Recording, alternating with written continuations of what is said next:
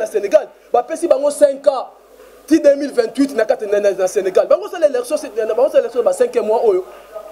yango to bi ke biso na 2023 oyo ça to bi ke seni wana to yebi muto oto botili biso te botala net souci ya peuple congolais na so dénoncer il paraît que VPM yoka likambo il paraît très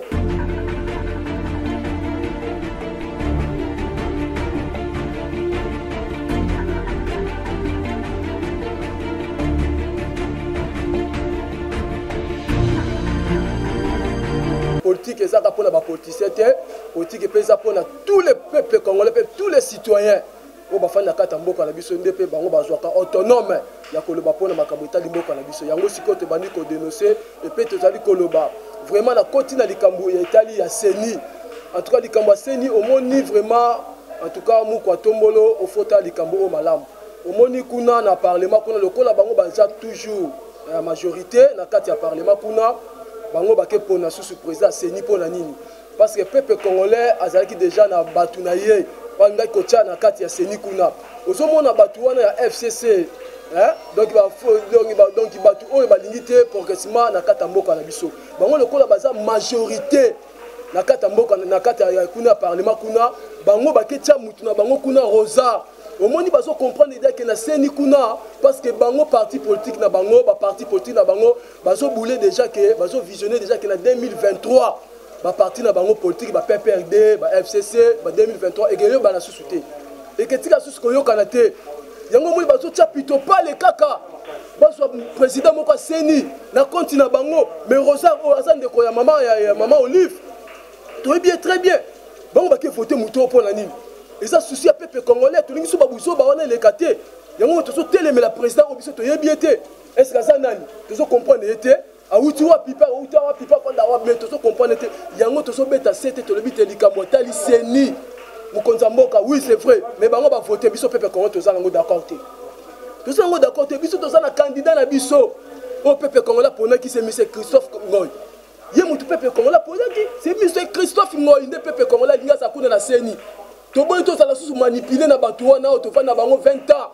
de pouvoir le roni bassin na kati ya peuple congolais yango moni ke ba comprendre que non faut ba tia mutu na bango depuis 2023 baza le loko ça la société parce que mutu na bango wana asa na kati ya Seni tala désordre onanga to lexa na kati ya Seni mutu na bango nanga même moni ba député na kati ya parlement baza nommé baza ki voter te bano ba tia bango ko tia nanga job ba député mususu a tia bango na kati ya parlement baza ka voter te. Vous comprenez, il y a un bendi désordre de ma casse. Il y a un cette fois-ci, bango moko Seni a protégé bango na 2023. Mais tout ça, c'est bien en 2023 élection za la ngoti. Bon kitabo mata élection eza la ngoti. Il y a un tebisi bino kete non, toza na bino lisu liko na lisu. Donc le kola ba makambo belele ki na kata mboka na biso mu kwantombolo na 2021 azo comme président ya Union africaine. Donc azo le kapazo le bakeno élection ça te parce que yemoko nani États-Unis. États-Unis a déclaré ngo alobengo abiba pays surtout aux Ezali et tout il na ba Covid-19 o batikali prêt ba kokisa na ba élection na bango tout le monde na Sénégal élection fallait ça là exacté na Sénégal ba pesi bango 5 ans ti 2028 na kata na Sénégal bango ça l'élection c'est bango ça l'élection ba 5 mois oyo yango to bi ke biso na 2023 oyo exacté yango to bi ke Seni wana to yebi muto oto botili biso te botala net souci ya peuple congolais. Dans ce dénoncé, il paraît que VPM yoka likambo, il paraît très na sidi kuf kuna ba vient moko so kitakuna. Est-ce que Monusco oza wapi? Ba bi ba vient kuna ba vient moko ça kuna na kata zambe so kita et so ba minerai na biso. Il paraît très. Est-ce que Monusco ça kuna na kata sidi kif? Il pa ba bi ba notable ba yebiango ba chef coutumier ba yebiango na ba service mususu eza kuna ba yebiango il paraît que ba vient so kitakuna na ndenga ba ye na kata zamba ba sala ba piste. Ba chef coutumier akuna site kivu ba yebiango ba notable ba yebiango est-ce que ba Monusco boza wapi mu kwa tombolo tala bien VPM landena likambo o il paraît que kuna na site kivu kuna ba vient so pota butu pour la cause minerai so ba bi que so kene destination na Rwanda mais finalement ba tout o to comprendre est-ce que la minerai tonika na kata kisasa mu kwa tombolo fongola misu eza information il paraît que netoki information on a kata site kivu ya on to so mettre ba tous en garde ba service nous ça qu'on a beau téléma. Tout ça pour les changements, tout le changement na katamboka na biso. Des heures doit to boyango en tout cas to lingi ngo sutata mukie to boyango. Yango na sidi kifu to so mettre ba tout ça kuna en garde. bao basala na aéroport ba service ya DGRK ba ANER ba service que ça kuna boke ba avion zo kita kuna pona ko sala pona ko zwa ba minéraux na biso tozo dénoncer lisusu directeur ya prison